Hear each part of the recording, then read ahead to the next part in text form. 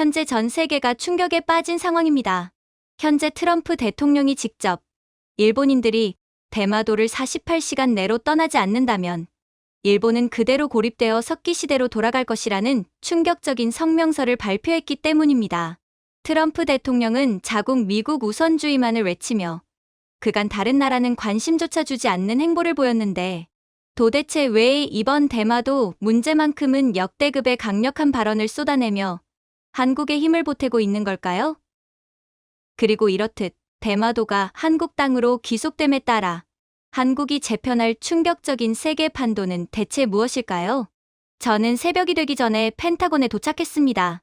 조용할 줄 알았던 아침은 이미 경보음과 붉은 경고 화면으로 뒤덮여 있었죠.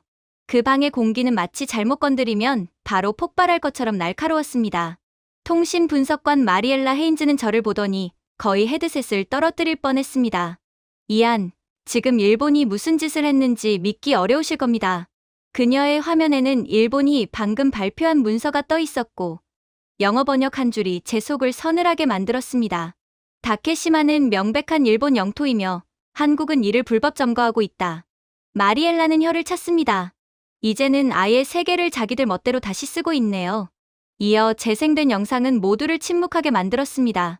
일본 국회가 새로운 해양방위 법안을 통과시키며 기립박수를 치는 장면이었어요. 일본인 나레이터는 이렇게 말했습니다. 이번 법안에 따라 일본 해상자위대는 불법적으로 점거된 영토 다케시마를 확보할 권한을 갖는다. 저는 그대로 굳어버렸습니다. 지금 저 표현을 쓴다고요? 불법 점거? 네, 한국을 받아 도둑 취급하는 거죠. 마리엘라가 씁쓸하게 말했습니다. 하지만 다음 장면이야말로 모두가 숨을 삼키게 만든 순간이었습니다. 일본 구축함 여러 척이 독도를 향해 전진하고 있었고 항로는 마치 칼날처럼 곧았습니다. 분석관들이 데이터를 확대하며 말했습니다. 이건 순찰이 아닙니다. 침공 연습입니다. 어쩌면 그들은 지금 당장 침공을 하여 무력으로 독도를 빼앗으려는 속셈일 수도 있죠.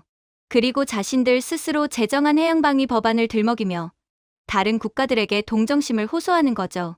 잠시 후 아시아 태평양 담당 국장 노먼 칼드웰이 헐레벌떡 뛰어들어 왔습니다. 일본이 또 피해자 코스프레를 하고 있습니다. 한국이 지역 안정을 해친다며 난리를 치네요. 그는 바로 저를 가리켰습니다. 이안, 즉시 서울로 가서 한국이 왜 이렇게 조용한지 알아오세요. 저는 놀라서 되물었습니다. 한국이 조용하다고요? 다른 분석관이 화면을 켰습니다. 서울의 라이브 영상이었는데 길은 평온했고 비상경보도 없고 군동원도 없고 언론도 조용했습니다. 마리엘라는 믿기지 않는다는 듯 말했습니다. 보통은 일본이 독도 얘기만 꺼내도 한국 전체가 들끓잖아요. 근데 오늘은 완전 무반응이네요. 이게 대체 어떻게 된 일일까요? 칼드웰 국장은 이를 가장 큰 문제라고 강조했습니다. 한국이 너무 조용합니다. 이상할 정도로. 그러던 중 한 분석관이 외쳤습니다. 일본이 방금 400페이지짜리 역사 자료집을 공개했습니다. 지금 전 세계에서 퍼지고 있어요. 마리엘라는 모니터를 내리치다시피 하며 말했습니다. 고작 사찰 낙서, 어부 일지를 증거라고 부르네요. 세상에 이런 조작도 다 있나요? 더 최악인 건 세계가 일본 말을 고지곳대로 받아들이기 시작했다는 사실이었습니다. 유럽 언론은 독도를 동해의 분쟁 지역이라고 소개하고 미국 패널들은 한국이 역사적 감정에 휘말리는 것 아니냐고 떠들고 동남아 뉴스는 일본의 고대 영유권이라는 말을 그대로 옮겼습니다. 어쩌면 일본은 몇십 년 전부터 이와 관련한 로비 활동을 해오며 검은 돈으로 독도를 집어삼킬 준비를 마쳤던 거였습니다. 그러나 이러한 심각한 상황에도 한국은 여전히 침묵했어요. 칼드웰은 다시 저를 향해 말했습니다. 한국이 계속 말이 없으면 국제사회는 일본 쪽으로 기울 겁니다. 감정전이 아니게 됩니다. 전략전쟁으로 넘어가요. 독도가 그대로 일본 땅으로 넘어가는 건 시간 문제라는 말입니다. 그 순간 마리엘라가 작은 목소리로 말했습니다. 근데 만약 한국이 모르고 있는 게 아니라 뭔가를 기다리고 있는 거라면요? 그 말은 방 안의 모든 사람에게 스며들며 묘한 공포를 만들었습니다. 칼드웰은 제 어깨를 잡고 최종 명령을 내렸습니다. 첫 비행기로 서울에 가세요. 한국이 왜 이렇게 조용한지, 아니면 그들이 우리가 모르는 뭔가를 준비하고 있는지 직접 확인해 오십시오. 저는 일본 함대가 독도까지 남은 50km를 향해 가차없이 돌진하는 화면을 마지막으로 바라봤습니다. 세계 여론은 일본 편으로 기울고 있었고, 한국은 아무 대응도 하지 않고 있었고, 독도는 이제 곧 일본 손에 떨어질 수도 있었습니다. 하지만 제 머릿속에 떠오른 마지막 생각은 그것이 아니었습니다. 한국이 일부러 침묵을 택한 것이라면 그들은 대체 무엇을 노리고 있는 걸까? 그렇게 제가 서울에 도착했을 때 일본 미사일 구축함이 새벽 4시 30분 독도 인근에서 자초했다는 뉴스가 이미 전 세계를 뒤흔들고 있었습니다. 선체는 28m나 찢겨 있었고 일본은 한국의 기습 공격이라고 떠들어댔습니다. 그러나 한국은 총을 쏘지 않았습니다. 한국은 오히려 구조정을 보냈죠. 비행기에서 내리자마자 검은 세단이 제 앞에 서더니 한국 외교부 관계자가 문을 열며 말했습니다. 따라오시죠. 차 안 공기는 무겁고 조용했습니다. 제가 먼저 입을 열었습니다. 일본은 한국이 공격했다고 주장합니다. 그는 담담하게 되물었습니다. 그 선박이 공격당한 모습으로 보이십니까? 아니면 스스로 자초한 것처럼 보이십니까? 동해 작전센터에 도착했을 때 바람보다 빠른 진실이 제 눈앞에 쏟아졌습니다. 한국 해군 장교가 거대한 해양 지형 데이터 맵을 가리켰습니다. 저 붉은 점이 일본 구축함입니다. 해저 능선을 못 봤죠. 왜냐하면 사흘 전에 저희가 일본의 티넷 접근을 끊었기 때문입니다. 제가 찡그리며 묻자 장교는 설명했습니다. 티넷은 한국의 해양 지형 예측 시스템입니다. 정확도 92%죠. 일본 자체 시스템은 37%에 불과합니다.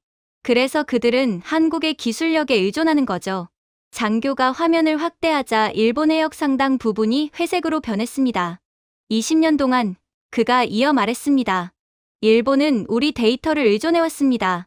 일본 해군이 사용하는 해저, 지형도의 46%가 한국산입니다. 이제 데이터가 끊기니 그들은 말 그대로 장님이 됐죠. 제가 중얼거렸습니다. 그러면 일본은 스스로 자초한 겁니까?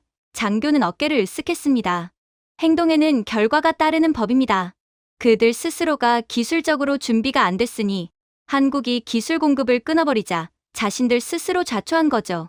하필이면 독도 근처는 수많은 암초로 뒤덮여 있었는데 그들은 자신들의 주제도 모르고 독도를 향해 침공하다가 스스로 괴멸한 겁니다. 뒤편에 한국 기술자가 일본의 항로 기록을 확인하며 피식 웃었습니다. 이 암초요? 한국 중학생도 시뮬레이션에서 피합니다. 저는 웃음이 나오는 걸 간신히 참았습니다. 자칭 기술 대국, 일본이 한국 소프트웨어 없이는 항해도 못한다니. 이보다 더한 아이러니가 있을까요? 한국 분석관 한 명이 제게 속삭였습니다. 일본은 한국에 의존할수록 더 크게 짖습니다. 그들은 불안정함을 느낄 때마다 더욱 시끄럽게 짖어대거든요. 정확한 말이었습니다. 바람이 거칠어지는 가운데 긴급 호출이 울렸습니다. 독도 인근에서 일본 생존자 14명 발견. 한국 해경 3척, 독도 어민 8척이 시속 78km 폭풍 속에서 구조에 나섰습니다. 무전기가 울렸습니다. 로프 고정. 올린다 지금. 담요, 핫팩 준비. 그리고 1시간 후 일본 선원 14명 전원 구조. 그런데 진짜 충격은 구조가 아니었습니다. 일본 선원들의 증언이었습니다. 일본의 해군 장교 2명이 이렇게 외치며 구명정을 타고 도망쳤다는 겁니다. 한국에게 잡히면 전범 취급당한다. 도망쳐. 그들은 그대로 부하들을 버리고 먼저 도망친 것이었습니다. 한국 구조원이 한숨을 쉬었습니다. 해파리보다 못하네요. 독도로 이송된 일본 선원들은 덜덜 떨며 한국 의료진에게 구조받았습니다. 의사들은 담요를 덮어주고 따뜻한 차를 건넸습니다. 한 일본 선원이 눈물을 쏟으며 말했습니다. 감사합니다. 한국 의사는 부드럽게 대답했습니다.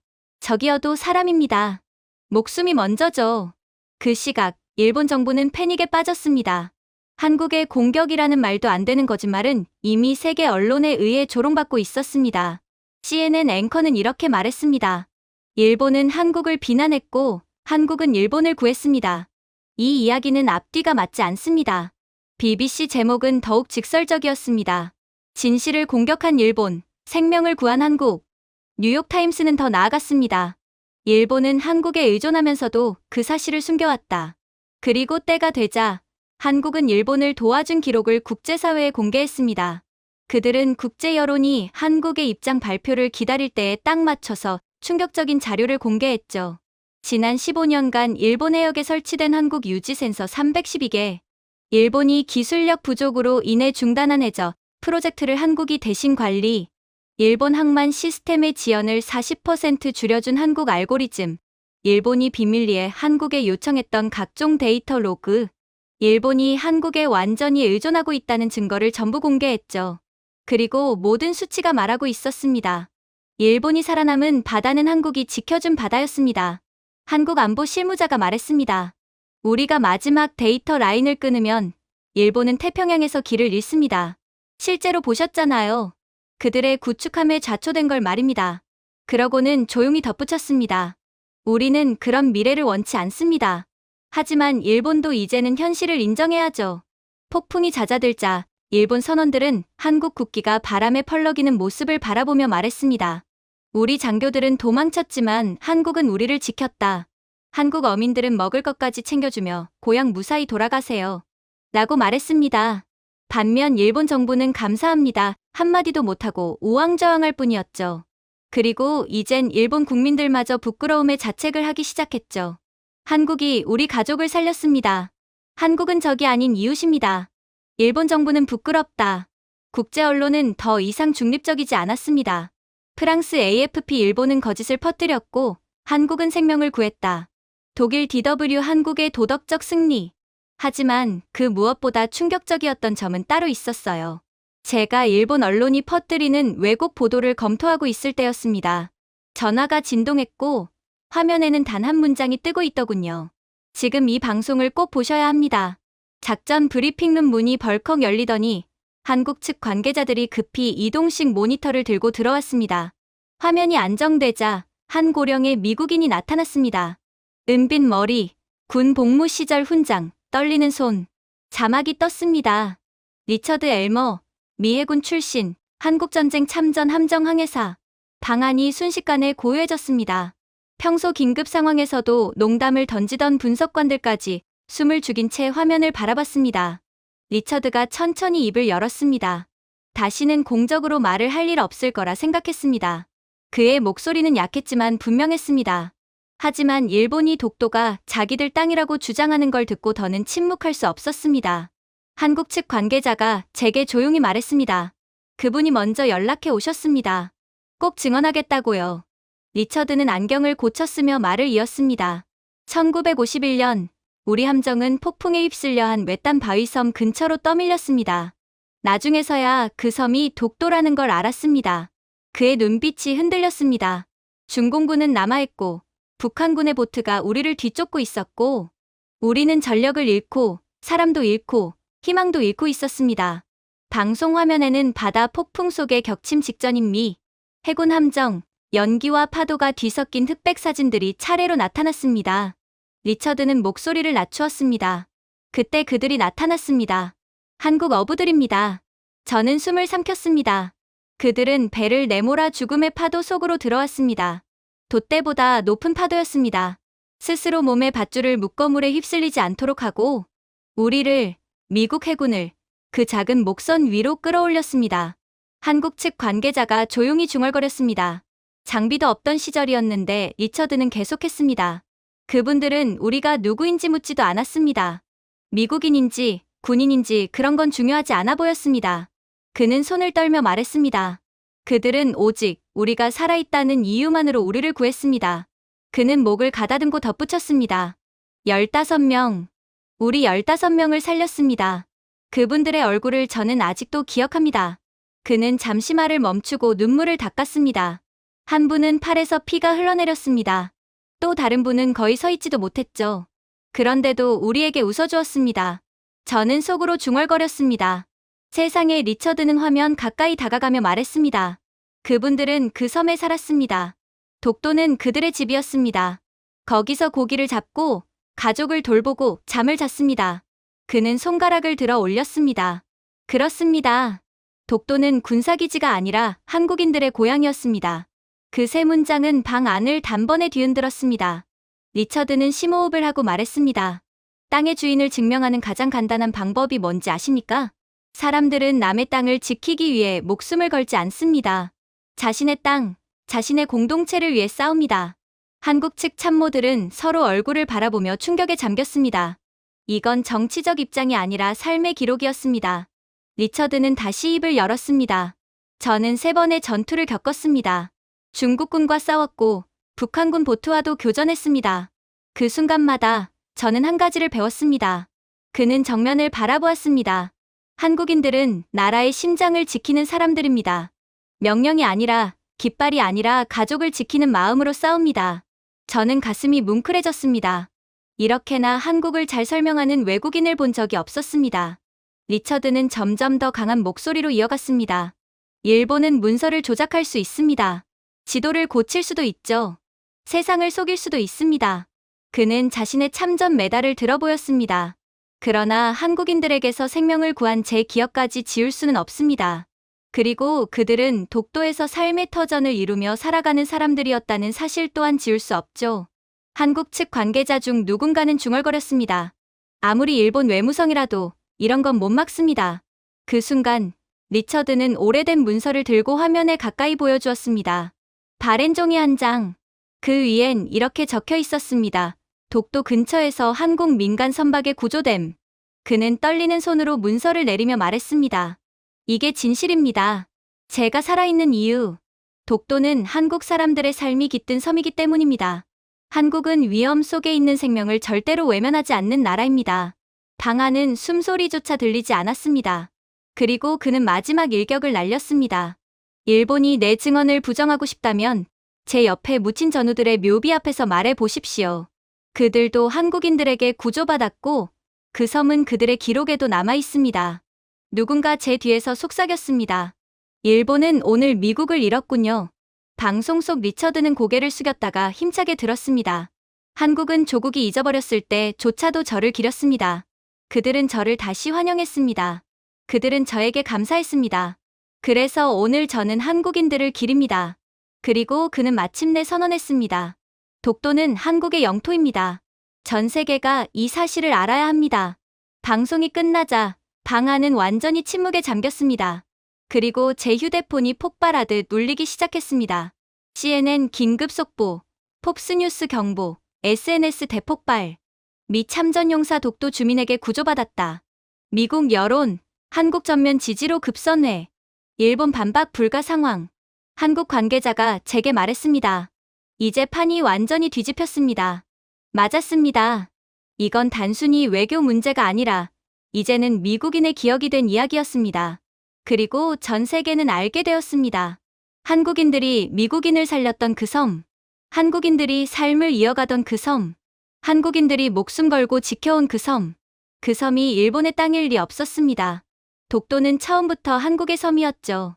그렇게 제가 다음 일정을 소화하기 위해 서울에서 열린 국제회의장에 도착했을 때 이미 그 공간은 팽팽한 긴장감으로 가득 차 있었습니다. 각국의 대사, 역사학자, 군사 자문관들까지 모두가 폭풍을 예감하고 있었죠. 그리고 그 예감은 정확했습니다. 일본 대표단이 박스 여러 개와 태블릿, 수십 명의 이른바 전문가 팀을 데리고 등장했습니다. 하지만 그들은 학자라기보다는 정치적 연기자처럼 보였습니다. 일본 대표가 커다란 두루마리를 탁자 위에 쾅 내려놓았습니다. 이 지도는 에도 시대의 결정적 고지도입니다. 다케시마가 일본 땅임을 증명합니다. 회의장은 순간 정적에 잠겼습니다. 한국 대표들은 서로를 바라보며 웃음을 참는 듯한 표정을 지었습니다. 제가 앉아있던 옆자리에서 영국 역사학자가 속삭였습니다. 저 지도 지난주에 인쇄한 것 같은데요. 고대 지도의 종이가 왜 이렇게 현대적이죠? 일본 대표는 더욱 목소리를 높였습니다. 일본 정부는 4,800만 달러를 투입해 최고 전문가만 선발했습니다. 이제 반박할 수 없는 증거를 제시하겠습니다. 그 오만한 어조에 한국 측에서 희미한 한숨이 흘렀습니다. 한국 외교관 한 명이 제게 낮은 목소리로 말했습니다. 4,800만 달러를 들여 위조했나 보네요. 그 돈으로 자기네 어민들이나 도와주지. 일본이 준비한 슬라이드가 스크린에 띄워졌습니다. 이상할 정도로 잉크가 선명한 고지도. 수백 년 전 문서에 현대적 측량 단위가 등장하고 시대가 다르다는데 필체는 왜 전부 똑같은지. 이러한 황당한 모습에 한국 역사학자는 단 한마디만 했습니다. 노력조차 하지 않았군요. 일본은 심지어 독도 문제를 흐리기 위해 대마도까지 끌고 왔습니다. 한국이 계속 이런 식이면 일본은 쓰시마까지 이를 것입니다. 한국은 독도를 시작으로 일본의 영토를 야금야금 빼앗았고 이제는 쓰시마 섬까지 노리고 있거든요. 여러분들이 도와주지 않는다면 한국은 정말로 우리의 영토 모두를 빼앗아버릴 겁니다. 동정심을 유도하려는 의도였습니다. 그러나 회의장 반응은 싸늘했습니다. 한국 대표단 옆자리에서 누군가 조용히 말했습니다. 여기 코미디 프로그램인가요? 하지만 일본은 진지했습니다. 그들은 17세기 어부의 맹세문을 볼펜으로 적어오고 1921년에 발명된 도장을 에도 시대의 인장이라 소개했습니다. 시대가 전혀 맞지 않았죠. 논리적 파괴, 역사적 무지, 그리고 전범국의 반성은 단 한 조각도 보이지 않았습니다. 그리고 드디어 한국이 나섰습니다. 한국 역사학자는 단 하나의 얇은 폴더만 들고 일어섰습니다. 박수도 군단도 필요 없었습니다. 진실만 있으면 충분했기 때문입니다. 그는 조용히 말했습니다. 지금부터 일본 측 주장을 하나씩 반박하겠습니다. 그는 차분히 문서를 펼쳤습니다. 1454년 세종실록 지리지, 울릉도와 우산도가 조선 영토임을 명기. 동아시아 모든 주요 학자들이 검증한 기록입니다. 다음, 1693년 안용복 사건 기록. 일본이 스스로 조선의 관할임을 인정한 사건. 일본이 안용복을 억류하고도 기록에 남긴 사건입니다. 다음, 1900년 대한제국 칙령 제41호. 독도를 조선 관할로 공식 지정. 일본의 강제병합 이전에 국제적으로 인정된 한국의 행정 문서입니다. 다음, 그리고 그는 폴더를 닫았습니다. 고작 몇 장의 문서. 그러나 일본의 4,800만 달러짜리 쇼보다 강력했습니다. 그러나 한국은 여기서 끝내지 않았습니다. 역사학자는 오래된 해도를 들어보였습니다. 1858년 프랑스 해군이 제작한 해도입니다. 독도를 조선 수역의 리앙쿠르로 표기하고 있습니다. 프랑스 대표가 손을 들고 말했습니다. 저희도 오늘 아침 국립문서고에서 동일한 자료를 확인했습니다. 일본 대표단 얼굴은 순식간에 창백해졌습니다. 중립국조차 한국의 증거에 손을 들어줬기 때문이죠. 이어 한국 해양학자가 나와 말을 이었습니다. 1780년부터 1930년까지 독도 어민 이동 기록입니다. 세금 장부, 조업 기록, 항해 로그. 단 한 건도 일본인 성씨가 등장하지 않습니다. 그는 화면을 가리켰습니다. 울릉도, 독도 주민 DNA 표본과도 정확히 일치합니다. 일본 대표가 중얼거렸습니다. 이건 있을 수 없어. 한국 해양학자는 미소 지으며 말했습니다. 진실은 검증을 두려워하지 않습니다. 일본은 마지막 발악을 했습니다. 우리는 이 자료들이 조작되었을 가능성을 주장합니다.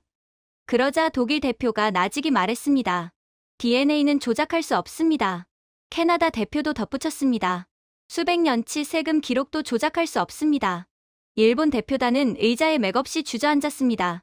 어떤 이는 펜을 떨어뜨렸고 또 어떤 이는 식은땀을 닦았습니다. 반면 한국 대표는 담담했습니다. 그는 차분한 목소리로 말했습니다. 한국은 독도를 실제로 지키며 살아온 나라입니다. 사람이 살고, 일하고, 죽어간 곳이 곧 그 나라의 땅입니다. 일본은 더 이상 말을 잇지 못했습니다. 마이크에 잡힌 건 숨 넘어가는 소리뿐이었습니다. 하지만 일본은 생각보다도 훨씬 더 끈질겼어요. 그들은 어떻게 해서든 진흙탕 싸움을 이어가려고 했거든요. 저는 일본 대표단이 갑자기 주제를 바꾸려 할 때 상황이 완전히 무너지고 있다는 것을 직감했습니다. 의장이 이전 세션을 정리하자마자 한 일본 관료가 노트북을 쾅 닫으며 이렇게 외치더군요. 이번 분쟁은 전적으로 한국의 해양 능력 부족 때문입니다. 한국은 일본 기술 없이는 다케시마를 관리할 능력이 없습니다. 그러니 당연히 일본이 다케시마의 관리를 맡아야 하지 않겠습니까? 우리가 다케시마를 더 잘 관리할 수 있어요. 이건 모두 한국을 위하는 결정이란 말입니다. 우리가 100년 전 그들에게 문명을 가져다 줬듯이 이번에도 그들에게 가르침을 선사하는 거죠. 회의장은 마치 누가 전원 플러그를 뽑은 듯 조용해졌습니다. 누군가는 입을 틀어막았고 누군가는 헛기침을 했고 누군가는 이게 정말 공식 발언이 맞나라는 표정을 지었습니다. 외교 무대에서 저런 발언은 스스로 넘어지고 바닥 탓을 하는 것과 다를 게 없었거든요. 일본 관료의 목소리는 점점 커졌습니다. 한국은 우리의 해양 감시 기술 없이는 불법 어선을 잡을 수도 없습니다. 다케시마를 관리할 역량이 없습니다. 저는 제 옆에 있던 한국 대표에게 속삭였습니다. 저 사람들 정말 모르는 겁니까? 아니면 알고도 저러는 겁니까? 그녀는 고개를 살짝 끄덕이며 미소를 지었습니다. 곧 알게 되겠죠. 그리고 정말로 곧 알게 되었습니다. 한 명의 한국 엔지니어가 천천히 자리에서 일어섰습니다. 얇은 안경, 차분한 얼굴, 그리고 마치 이 순간을 위해 여러 해를 기다려온 사람 같은 표정. 그는 태블릿 하나만 들고 있었습니다. 일본은 한국이 일본 기술에 의존한다고 주장하고 있습니다. 하지만 사실은 그 반대입니다. 그들이 이 주제를 꺼냈으니 저희도 명확하게 설명드리겠습니다. 그는 태블릿을 두드렸습니다. 거대한 스크린이 켜지며 계약서, 소프트웨어 라이선스, 업데이트 기록, 특허 목록이 한 줄씩 화면에 떠올랐습니다. 각 줄마다 일본의 자존심이 하나씩 무너지는 소리가 들리는 듯했습니다. KAI 기반 선박 자동 분류 시스템입니다. 일본 해상보안청이 사용하는 시스템이죠. 부산에서 개발하여 수년간 일본에 수출되었던 시스템입니다. 일본 대표단 일부가 비명을 삼키듯 숨을 들이켰습니다. 그는 또 화면을 넘겼습니다. 그리고 이심의 자기장 이상 감지 센서들. 일본이 잠수함 이동을 파악할 때 사용하는 장비죠. 2016년 오메가 블루 계약으로 한국 기업이 공급했습니다. 유럽 대표들이 서로를 바라보며 속삭였습니다. 잠수함 추적 기술도 한국 의존이야? 일본은 해양 강국이라더니 한국에 전부 다 의존하고 있었잖아. 그리고 마지막으로 그는 가장 결정적인 표를 보여주었습니다. 일본 해상 레이더 업데이트의 73%가 한국 개발진이 제공한 것입니다. 그 업데이트가 없으면 일본 해역 감시 범위는 40% 이상 줄어듭니다. 일본 대표단의 얼굴이 동시에 굳었습니다. 누군가는 펜을 떨어뜨렸고 누군가는 고개를 숙였으며 누군가는 자리에서 사라지고 싶어하는 표정이었습니다. 옆에 있던 로이터 기자가 저에게 속삭였습니다. 이거 진짜인가요? 저는 단호하게 고개를 끄덕였죠. 하나도 빠짐없이 사실입니다. 한국은 수년 동안 조용히 일본의 네트워크를 지켜주고 있었습니다. 감시망이 뚫리지 않게, 재난 대응 체계가 무너지지 않게, 낡은 일본 시스템이 멈추지 않게, 인정도 못 받고 때론 욕까지 먹으면서 지역 안정이라는 이유로 끝까지 일본을 지켜줬죠. 그러나 일본은 그 사실조차 모르고 있는 듯 보였습니다. 아니, 알려고도 하지 않았죠. 일본 측 대표가 필사적으로 반박을 시도했습니다. 일부 부품을 한국에서 샀다고 해서 독립 운영이 불가능한 건 아닙니다. 우린 그저 한국이 더 저렴하니까 한국을 이용한 거죠. 한국은 그저 우리가 지은 공장쯤밖에 안 된다는 겁니다. 한국 엔지니어는 조용히 미소 지으며 답했습니다. 그렇다면 한국에 암호키 없이 운영해보시죠. 순간 회의장 전체의 공기가 멈췄습니다. 그리고 귓속에 울릴 정도로 깊은 침묵이 이어졌습니다. 누군가는 입을 가렸고 누군가는 숨을 들이켰습니다. 암호키. 일본이 시스템을 직접 통제하지 못한다고? 한국이 이런 취급을 받으면서까지 일본을 지켜줬다고? SNS는 몇 분 만에 폭발했습니다. 일본 시민들도 충격을 받았습니다. 일본 기자 몇 명이 저에게 물었습니다. 우리 정부가 알고 있었던 겁니까? 저는 솔직하게 답했습니다. 일부는 알았고 대부분은 외면했습니다. 그럼에도 불구하고 한국은 조용했습니다.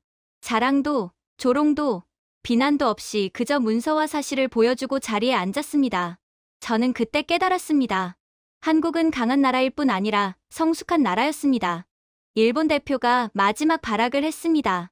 한국이 공급을 중단하면 일본은 적응할 것입니다. 한국 엔지니어는 고개를 숙여 답했습니다.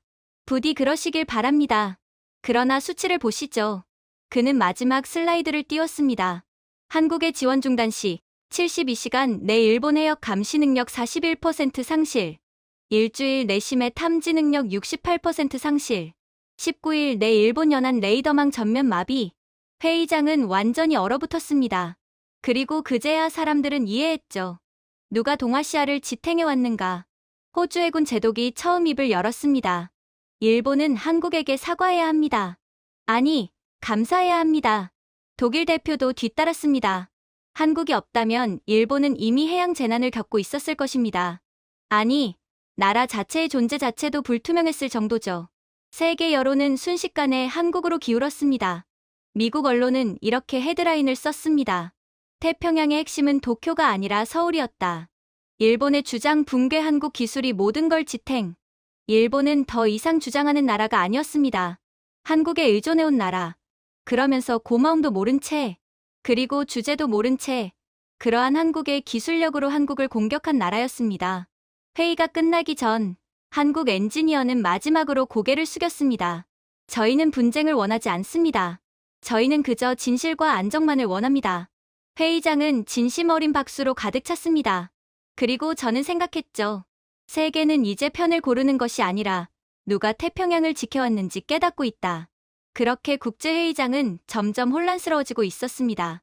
그때 일본이 다시 전략을 바꾸었어요. 그들은 기술력으로는 한국에 절대로 안 된다는 것을 완전히 깨닫고 다시금 동정 전략을 사용했거든요. 일본 대표 사토 게이지로는 테이블에 서류철을 내리치듯 올려놓고 외쳤습니다. 독도로 안 된다면 이제는 대마도다. 그조차 확신이 없는 듯 목소리는 떨리고 있었습니다. 회의장은 어리둥절한 웅성거림으로 가득 찼습니다. 저는 한국 대표단을 바라보았습니다.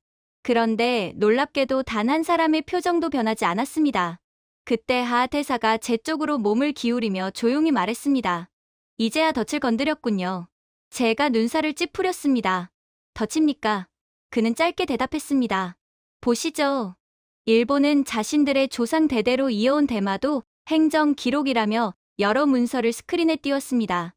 그러나 발표가 끝나기도 전에 몇몇 외국 역사학자들의 표정이 굳어졌습니다. 영국의 콜린스 박사가 손을 번쩍 들었습니다. 이봉인들 좀 보십시오. 그는 화면을 가리키며 말했습니다. 이건 일본 봉인이 아닙니다. 조선 조정의 공식 도장입니다. 그리고 여기 서명. 이건 대마도의 조공 의무를 확인하는 조선 사신의 서명입니다. 일본 대표단이 얼어붙었습니다. 이탈리아 역사학자도 자리에서 일어나 말했습니다. 여러분이 제시한 지도 말인데요. 여기 여백에 적힌 문구는 대마도가 조선에 매년 조공을 바쳤다는 일본 측 관리의 기록입니다. 회의장은 충격의 웅성거림으로 가득 찼습니다. 일본 대표단은 자신들이 들고 온 문서를 허둥지둥 뒤적였어요. 사토 게이지로는 중얼거렸습니다. 이럴 리가. 뭔가 오류가. 하대사가 드디어 입을 열었습니다. 그의 목소리는 조용했지만 칼날처럼 예리했습니다. 이 문서들은 한국이 가져온 것이 아닙니다. 일본 여러분이 직접 제출한 자료들입니다. 당신들의 자료가 오히려 대마도가 한국의 땅임을 증명하고 있는데 당신들은 대마도를 제대로 연구조차 안 하고 이 자리에 온 거란 말입니까? 하긴 이해도 갑니다. 애초에 이 땅은 당신들의 땅이 아니고 그것을 당신들도 잘 알고 있으니 남의 땅이니 관심이 없던 거죠. 정말로 대마도가 당신들의 땅이라면 이렇게나 무책임하고 무관심할 수가 없죠. 그러니 세계는 이제 여러분의 필체로 쓰여진 진실을 보고 있는 겁니다. 당신들의 무지 덕분에요. 회의장은 일순간 정적에 잠겼다가 곧 폭발하듯 술렁였습니다. 제가 하 대사에게 속삭였습니다. 대사님 혹시 이 문서들이 제출될 줄 알고 계셨습니까? 그는 미소만 지었습니다. 일본은 침묵을 못 견딥니다. 결국 자신들이 빈틈을 드러내게 되어 있지요. 저희는 그냥 기다린 겁니다. 상황은 일본에게 더 나쁘게 흘렀습니다. 세계 곳곳에서 보관 중이던 문서들이 추가로 공개되기 시작한 겁니다. 독일의 한 학자가 화상 연결로 등장해 1812년 일본 해군 장교의 보고서를 보여주었습니다. 그 안에는 이렇게 적혀 있었습니다. 대마도는 여전히 조선의 권한 아래 있으며 우리 배가 정박하려면 조선의 허락을 받아야 한다. 일본 대표단은 이제 거의 쓰러질 듯했습니다. 이어 프랑스 수도원에서 발견된 18세기 여행 기록이 등장했습니다. 그 수도승은 이렇게 기록했습니다. 대마도는 내가 본 한국 섬들 중 일본에서 가장 가까운 섬이다. 심지어 일본 내 무역단이 작성한 문서에는 대마도를 한국 영통과 지점이라 적고 조선의 입항세를 납부했다는 기록까지 있었습니다. 저는 하 대사에게 말했습니다. 이건 현실을 넘어섰습니다. 그는 고개를 끄덕였습니다. 아닙니다. 일본이 묻어두고 싶었던 진짜 역사일 뿐입니다. 일본은 필사적으로 반박을 시도했습니다. 이 문서들은 외교적 표현일 뿐이며 실제 권한을 의미하지는 그러나 이미 누구도 일본의 말을 믿지 않고 있었습니다. 튀르키예 대표가 서류를 덮으며 말했습니다. 한국이 과장한다고 하더니 모든 증거가 일본 스스로를 부정하는군요. 일본은 더 이상 대답할 말이 없었습니다. 마침내 하 대사가 자리에서 일어났습니다. 한국은 일본을 모욕하기 위해 이 자리에 있는 것이 아닙니다. 그러나 일본이 과거를 강제로 끌어냈으니 저희는 그저 진실이 나오도록 두었을 뿐입니다. 그는 스크린을 다시 가리켰습니다. 독도는 수백 년간 한국의 영토였습니다. 그리고 대마도 역시 조공, 세금, 행정 기록 어디를 보더라도 조선과 묶여 있었습니다.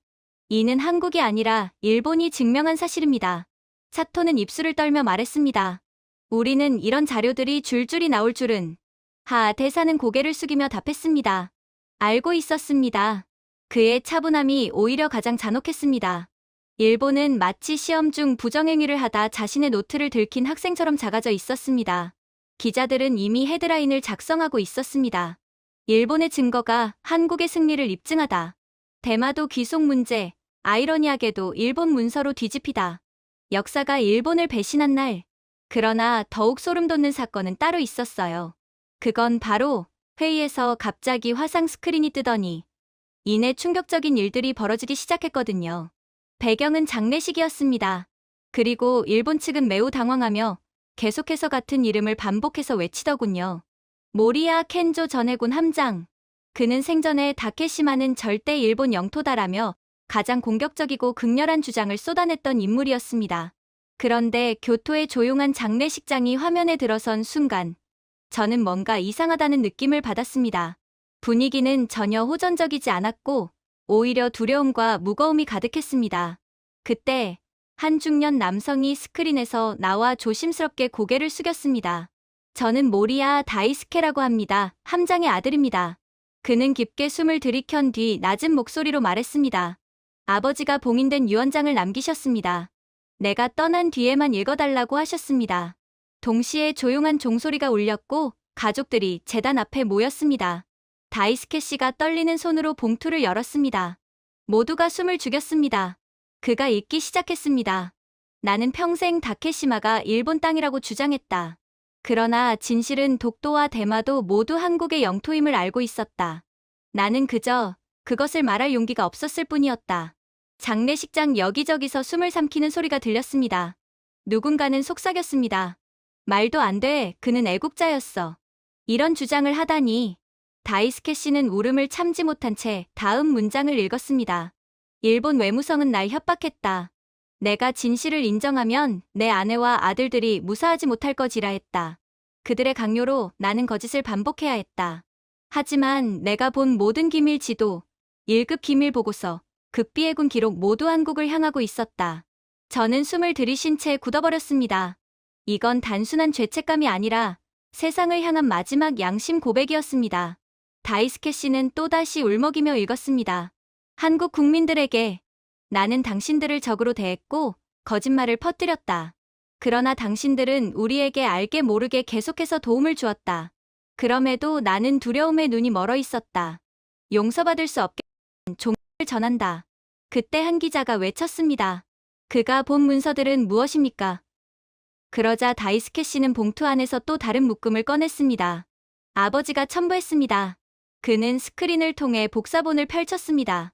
해군 내부 보고서, 비밀 인가 문서, 지도 검토 요약, 1950에서 80년대 기록까지. 그리고 저희 모두는 그 문장을 보았습니다. 대마도의 역사적 조선 귀속은 충분히 문서화되어 있음. 공개 금지. 저는 숨조차 제대로 쉬지 못했습니다. 또 다른 문서에는 이렇게 적혀 있었습니다. 대마도는 과거 조선 해역 질서에 포함되었으며 일본은 이를 인지함. 그러나 절대로 발설하지 말 것. 그리고 마지막 문서. 3명의 일본 해군 제독이 서명해 있었습니다. 사료상 한국 귀속 가능성이 존재하더라도 공식 입장은 절대 인정하지 않는다. 무슨 일이 있더라도. 회의실은 폭발한 듯한 반응으로 뒤흔들렸습니다. 이게 뭐야? 일본 정부는 알고 있었다고. 수십 년 동안 숨긴 거야? 심지어 장례식에 왔던 어떤 일본인 장교는 다이스케 씨 팔을 붙잡았습니다. 이 문서 어디서 난 겁니까? 극비 자료입니다. 다이스케 씨는 고개를 들고 말했습니다. 아버지가 숨겨둔 것입니다. 아버지는 진실은 두려움보다 길게 남는다고 하셨습니다. 이미 기자들은 손이 떨릴 만큼 빠르게 사진을 찍고 있었습니다. 세계 언론은 순식간에 긴급 속보를 쏟아냈습니다. 일본 전 해군 함장, 대마도는 한국 영토였다고, 유언, 일본 정부, 수십 년간 내부 문서 은폐, 일본 극우 정책의 붕괴 내부 고위층의 양심 폭로 혼란이 가득한 와중에 회의는 종료되었고, 그와 동시에 미국 대사관 동료에게서 전화가 왔습니다. 이안, 지금 전 세계가 난리야. 방금 공개된 문서들 일본의 모든 주장이 무너지고 있어. 저는 조용히 말했습니다. 한국은 아무 말도 하지 않았죠? 맞아, 그는 답했습니다. 한국은 공식 논평에서 고인의 명복을 빈다고만 했어. 추가 주장도, 비난도 없었다. 그 순간 가슴이 묘하게 먹먹해졌습니다. 일본은 수십 년간 협박, 조작, 정보 은폐로 스스로의 진실을 묻으려 했습니다. 한국은 그 어떤 승리 선언도 하지 않았습니다. 조용한 진실이 모든 거짓을 무너뜨린 것이었습니다. 조금의 시간이 지난 후 다시 회의장 안으로 들어섰을 때 아직 연결되어 있는 스크린 사이로 다이스케 씨가 남아있던 사람들에게 다가와 속삭였습니다. 아버지는 한국을 정말 존경했습니다. 군에서 명령받은 대로 한국을 적이라 부르면서도 사실은 한국을 사랑했습니다. 왜죠? 제가 묻자 그는 눈시울을 붉혔습니다. 그는 일본의 군 함장입니다. 이 말은 일본의 모든 군사 기밀, 정보를 알고 있다는 말이죠. 그리고 일본의 모든 것을 아는 만큼 아버지는 한국에 대해서도 누구보다 잘 알 수밖에 없으셨을 겁니다. 그래서 늘 말씀하셨죠. 한국 사람들은 일본인이라고 차별하지 않는다.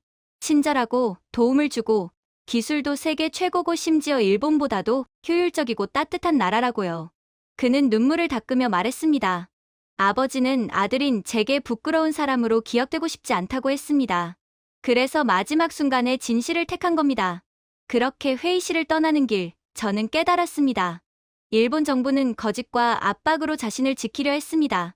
그러나 한 노 함장은 용기, 그리고 한국에 대한 존경으로 수십 년의 조작을 무너뜨렸습니다. 목소리가 아니라 양심으로 말이죠. 진실은 결국 가장 조용한 사람의 손에서 세상에 드러나는 법이었습니다. 그리고 이젠 마지막 싸움이 남아있었죠. 며칠 후, 저는 제네바에 도착하면서 또 한 번의 긴장된 공방을 예상했습니다. 그러나 회의장 공기는 묘하게 기울어져 있었습니다. 일본이 어떤 주장을 하기도 전에 유럽, 중동, 아프리카 대표들이 이미 서로 속삭이고 있었죠. 제 동료가 낮게 말했습니다. 분위기 이상한데? 이미 결론이 난 것 같아. 저 역시 그 말을 부정할 수 없었습니다. 일본 대표가 굳어버린 어깨로 선언을 시작했습니다. 독도와 대마도는 역사적으로 일본 영토입니다. 그 목소리는 어딘가 스피커조차 이 말을 받아들이길 거부하는 듯했습니다. 놀라운 건 아무도 필기도 하지 않았다는 사실이었습니다. 저는 옆에 앉은 터키 대표에게 속삭였습니다. 일본은 그때 했던 똑같은 이야기 또 하는 겁니까? 그는 씩 웃으며 말했습니다. 오늘은 아주 재미있을 겁니다. 그리고 정말로 분위기가 바뀌기 시작했습니다. 가장 먼저 발언권을 요청한 나라는 프랑스였습니다. 프랑스 대표는 고문서가 아닌 1975년부터 2020년까지 전 세계 상선들이 남긴 항로 블랙박스 데이터를 꺼냈습니다. 이 기록들은 수정이 불가능한 선박 자동 기록 장치입니다. 그는 화면을 가리켰습니다. 지난 50년 동안 독도 주변을 항해한 모든 선박이 해당 구역을 한국의 운영 해역으로 등록했습니다. 단 한 번의 예외도 없습니다. 일본 대표는 당황해서 눈을 빠르게 깜빡였습니다. 그 자료는 관련성이 없습니다. 프랑스는 즉시 받아쳤습니다. 관련이 없다니요. 귀국의 해운사들이 남긴 데이터입니다. 우리 같은 중립국이 아니라 일본 해운사들이 남긴 기록이라고요. 회의장 전체에 웃음이 터졌습니다. 다음은 캐나다였습니다. 캐나다 대표는 엄지손가락만 한 USB를 흔들며 말했습니다. 저희는 냉전 시기 군사 위성 사진을 재분석했습니다. 대부분 지난주까지 기밀이었죠. 고해상도 위성 스캔들이 화면에 나타났습니다. 독도의 해안선 변화, 수심, 열신호 그리고 캐나다 대표는 말했습니다. 모든 스캔이 독도와 대마도를 한국의 해양활동구역으로 식별했습니다. 이것은 정치 문제가 아니라 과학적 사실입니다. 일본 대표가 더듬었습니다. 그럴 리가, 오해가 있을 수도. 캐나다는 냉정하게 대답했습니다. NOAA, ESA, 그리고 귀국의 기상위성 자료로도 검증했습니다. 또 한 번 회의장에 웃음이 번졌습니다. 그러자 중동 대표가 나섰습니다. 사우디 대표는 천천히 일어서며 말했습니다. 저희는 전 세계 AIS 해양 데이터를 다시 확인했습니다. 일본은 1999년부터 한국의 항로 알고리즘과 관측 시스템을 사용해 왔더군요. 그는 일본을 똑바로 보며 말했다. 한국이 기술 지원을 중단하면 귀국 해양함대의 34%가 몇 주 안에 운항불능 상태에 빠집니다. 회의장은 완전히 술렁였습니다. 저는 속삭였습니다. 세상에 한국은 이미 모든 흐름을 예견했군. 일본 대표는 거의 창백해졌습니다. 그럴 리가 없습니다. 사우디는 태어났습니다. 귀국의 인증번호, 라이선스 기록, 전부 저희가 가지고 있습니다. 일본은 말문을 잃었습니다. 그리고 기적 같은 장면이 이어졌습니다. 독일, 이집트, 브라질, 폴란드, 베트남 각 국가는 자기 나라의 이익을 말한 것이 아니라 한국을 대신해 한국을 변호했습니다. 한국은 자제력을 보였습니다. 한국은 투명했습니다. 한국은 단 한 번도 타국을 모욕하지 않았습니다. 한국은 국제규범을 존중했습니다. 저는 그때 깨달았습니다. 한국은 단지 영토를 지키는 것이 아니었습니다. 한국은 오늘 세계가 본받고 싶어하는 행동 방식을 보여주고 있었죠. 한국은 회의 내내 나서지도 않았습니다. 조용했고 절제했고 압도적으로 자신감 있었습니다. 그저 다른 국가들이 한국을 위해 대신 나서서 기꺼이 일본과 싸워주었죠. 그리고 결국 의장은 다음과 같이 선언했습니다. 모든 위성 정보, AIS 데이터, 해저 지형, 항로 기록을 교차 검증한 결과 독도와 대마도는 국제 운영 기준상 한국의 해양 관할에 속한다는 결론을 내립니다. 절대적인 침묵이 이어졌고 뒤이어 폭발적인 박수가 터졌습니다. 일본 대표단은 박수를 치지 못했습니다. 그들은 고개를 들지 못했고 책상만 멍하니 바라보았습니다. 회의가 끝나자 기자들은 한국 대표단에게 몰려들었습니다. 그러나 한국 대표는 그저 정중히 고개 숙여 말하더군요. 공정한 판단을 내려주신 국제사회에 감사드립니다. 자랑도 비난도 없었습니다. 오직 풍경만 남았습니다. 반면 일본은 회의 당일에만 주가 9% 폭락, 외국계 기업 본사 14곳이 일본에서 서울 이전을 발표, 관광업계 예약률은 40% 감소, 그야말로 추락이었습니다. 그날 저녁 독일 외교관이 제게 말했습니다. 우리는 한국과 더 가까워지고 싶습니다. 이렇게 행동하는 나라와는 당연히 협력하고 싶지 않겠습니까? 미국 대표단조차 한국을 새로운 중심축으로 바라보고 있었습니다. 국장님이 제게 말했습니다. 우리가 한국을 다시 평가하기 시작해야 한다. 그리고 그 말이 사실이었죠. 대마도가 공식적으로 한국 영토라고 선언된 후 잠깐의 소동이 일어난 뒤 이젠 충격적인 현실이 닥쳐오기 시작했거든요. 이건 단순한 국경 변경이 아니었습니다. 식민지였던 나라가 전쟁도 무력도 없이 오직 논리와 증거와 신뢰만으로 옛 지배국의 땅을 되찾은 최초의 순간이었죠. 캐나다 대표가 제 쪽으로 고개를 숙이며 속삭였습니다. 한국이 이제 어떤 경제적 이익을 얻게 되는지 아십니까? 저는 조용히 대답했습니다. 대부분의 나라가 상상하는 것보다 훨씬 크겠죠. 그는 고개를 끄덕였습니다. 훨씬 더 크죠. 그 직후 분석 자료들이 쏟아지기 시작했습니다. 한국 분석관들이 실시간으로 상황을 설명했습니다. 가장 첫 번째 수치는 저조차 충격을 받았습니다. 한국은 즉시 연간 약 42조 원 규모의 해상 통행료를 확보하게 됩니다. 일본 전체 해상 물류의 18%가 대마도 인근을 통과합니다. 이제 그 권한이 한국으로 넘어갑니다. 우리가 마땅히 가졌어야 할 권리를 이제야 되찾게 된 거죠. 제가 눈을 크게 뜨고 말했습니다. 그럼 일본은 그걸 하룻밤 사이에 전부 잃는다는 겁니까? 그렇습니다. 분석관은 감정 없이 대답했습니다. 그리고 이건 시작에 불과합니다. 영국 경제학자가 제게 다가오며 씁쓸하게 웃었습니다. 일본은 한국의 해양 능력을 비웃었죠. 그런데 이제 한국이 동북아 최중요 해상 요지를 쥐게 됐습니다. 그 순간 일본 대표 사토의 얼굴이 급격히 굳어졌습니다. 그는 떨리는 목소리로 외쳤습니다. 이런 조치는 지역 무역의 혼란을 초래합니다.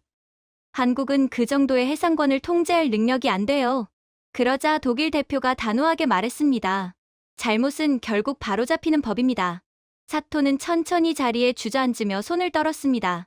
시장이 즉시 반응했습니다. 전광판이 전부 번쩍거리기 시작했습니다. 코스피, 개장 1시간 만에 폭등. 일본 해운 대기업주가 마이너스 22% 폭락. 한국 방위산업, 역대 최대 투자 유입. 마리엘라가 화면을 바라보며 속삭였습니다. 이안 일본은 분 단위로 수십억을 잃고 있어. 저는 고개를 끄덕였습니다. 그들은 없는 땅을 기반으로 해양 패권을 만든 셈이었으니까. 진작에 잃었어야 할 것을 지금에서야 잃게 된 거지. 그러나 이 상황의 진짜 힘은 경제가 아니라 상징에 있었습니다. 휴식 시간에 이집트 대표 아흐메드가 제게 말했습니다. 모두가 당신들의 국가를 초강대국이라 부르죠. 그런데 한국은 그걸 넘었습니다. 무슨 의미입니까? 제가 묻자 그는 말했습니다. 전쟁 없이, 복수 없이, 오직 능력과 품격으로 옛 지배국을 넘어선 나라. 그런 나라를 세계는 따르게 되어 있습니다. 그 말은 제 가슴을 강하게 때렸습니다. 한국 대표는 기자들에게 차분하게 선언했습니다. 우리는 대마도를 착취할 생각이 없습니다. 우리는 안정시킬 것입니다. 원래 우리의 영토였던 만큼 더욱 더 소중히 다룰 겁니다. 다시는 빼앗기지 않게끔요. 그 한 문장이 일본 정부의 혼을 빼놓았습니다. 한국은 분노하지도 않았고 복수도 하지 않았고 오히려 품위만 보였습니다. 그것이 오히려 세계를 더 감동시켰습니다. 군사적 여파는 더 컸습니다. 펜타곤 분석관에게 메시지가 왔습니다. 이안, 대마도 확보로 한국의 조기 경보망이 480km 확장됩니다. 이는 일본 영공의 절반이 한국 감시망 아래 놓인다는 뜻입니다. 또 다른 메시지. 대마도 센서망으로 일본 잠수함의 은밀 기동이 거의 불가능해졌습니다. 일본 대표단은 발표 슬라이드마다 얼굴이 하얗게 질렸습니다. 사토가 혼잣말처럼 중얼거렸습니다. 이건 우리 해군의 붕괴야. 한국 대표는 그 말을 듣고 조용히 답했습니다. 70년 동안 기회를 드렸습니다. 가장 충격적이었던 통계는 회의 말미에 공개됐습니다. 일본 GDP는 이번 결정으로 4.7% 즉시 충격이 예상됩니다. 누군가가 물었습니다. 한국은요? 즉시 플러스 2.3%, 중기적으로 플러스 8%까지 상승 가능성이 있습니다. 그제야 저는 깨달았습니다. 한국은 단순히 영토를 되찾은 것이 아니라 동북아 질서 전체의 이야기 구조를 바꿨습니다. 프랑스, 사우디, 캐나다, 미국, 현재 모든 강대국이 한국과 협력하겠다고 먼저 손을 내밀고 있거든요. 이제는 누가 한국을 선택하느냐가 아니라 한국이 누구를 선택하느냐의 시대가 열린 것이었습니다. 회의가 끝날 무렵 한 유럽 대표가 중얼거렸습니다. 제국을 넘어선 식민지 스승을 뛰어넘은 제자 한국은 이제 역사의 저자를 바꿔버렸군요. 그러나 가장 놀라운 것은 한국은 절대 자만하지 않았습니다. 절대 비웃지 않았죠. 절대 조롱하지 않았습니다. 그 절제와 품격이 세계가 한국 편에 서도록 만든 결정적 이유였습니다. 회의장을 떠나며 저는 스스로에게 말했습니다. 역사가 오늘 새로 쓰였다. 그리고 그 펜을 쥔 나라는 한국이다. 그렇게 저는 특별 휴가를 받아 다시 동해로 향했습니다. 그리고 해안가를 천천히 걸으며 지난 며칠 동안 벌어진 일들이 한꺼번에 머릿속으로 밀려오는 것을 느꼈죠. 위기는 끝났지만 마음은 오히려 처음보다 더 무거운 듯했습니다. 혼란, 거짓, 증거, 폭로, 국제사회의 충격, 그리고 그 모든 순간을 에워싸고 있던 한국의 이상할 정도로 고요한 분위기. 그 고요함은 결코 약함의 침묵이 아니라 오래되고 깊고 흔들리지 않는 무언가였죠. 최강민 중령이 아무 말 없이 제 옆으로 다가왔습니다. 표정이 달라지셨네요. 그렇습니까? 네. 이제 왜 우리가 목소리를 높이지 않는지 아신 분의 표정입니다. 그 말이 제 가슴 안쪽 깊숙이 내려앉았습니다. 일본이 독도 탈취를 시도하며 조작된 자료에 의존했고 숨기던 과거가 그대로 드러났습니다. 세계는 일본의 의존성과 기만, 그리고 대마도에 잊힌 역사를 보게 되었죠. 그런데 정작 제 마음을 울린 건 일본의 몰락이 아니었습니다. 한국이 승리 선언조차 하지 않았다는 사실이었습니다. 한국은 조롱하지 않았고 자랑하지 않았고 상대를 굴복시키려는 몸부림조차 없었습니다. 그저 진실이 제 시간에 도착하도록 한 걸음 뒤에서 기다리고 있었을 뿐이었죠. 최중령은 바다를 바라보며 말했습니다. 우리 어른들이 이런 말을 하시곤 했죠. 상대를 수치심에 빠뜨리면 진실도 함께 빠진다. 그건 한국이 선택하지 않는 길입니다. 그리고 전 세계가 현재 한국을 우러러보는 이유기도 하죠. 우리는 일본을 완전히 괴멸시킬 수 있었지만 만약 그랬다면 적어도 세계적인 존경은 받지 못했을 겁니다. 물론 상대를 짓밟으면 그들은 더 높은 벽을 쌓는 법이기도 하죠. 그 순간 저는 깨달았습니다. 한국은 복수를 위해 싸운 것이 아니라 이해받기 위해 싸운 나라라는 것을. 그리고 이제 한국은 나서지 않아도 세계 각국이 한국의 입장을 대신 변호하고 있었는데 이게 바로 한국이 진짜 노리고 있던 상황이었던 것입니다. 굳이 말하지 않아도 모든 싸움을 승리를 이끄는 것이죠. 그렇게 해가 지며 바다가 금빛으로 물드는 걸 보며 저는 속삭였습니다. 당신들은 섬 하나를 지킨 게 아니라 이 나라가 어떤 나라인지를 세계에 보여준 겁니다. 독도와 대마도는 그저 하나의 수단일 뿐이죠. 진짜 중요하고도 무서운 건 당신들 그 자체라는 겁니다. 그리고 저는 깨달았습니다. 한국이 처음부터 조용할 수 있었던 이유는 단 하나였습니다. 두려워서가 아니라 이미 준비되어 있었기 때문입니다. 그리고 스스로가 누구인지 분명히 알고 있었기 때문이죠. 저는 보고서 마지막 줄에 이렇게 적었습니다. 한국은 힘으로 이기지 않는다. 한국은 품격으로 이긴다. 그리고 그 사실을 이제야 세계가 보게 되었죠. 제가 준비해온 내용은 여기까지입니다. 끝까지 시청해주셔서 진심으로 감사드리며 여러분들의 구독과 좋아요, 알림 설정은 영상 제작에 큰 힘이 됩니다. 이상 세모튜브였습니다.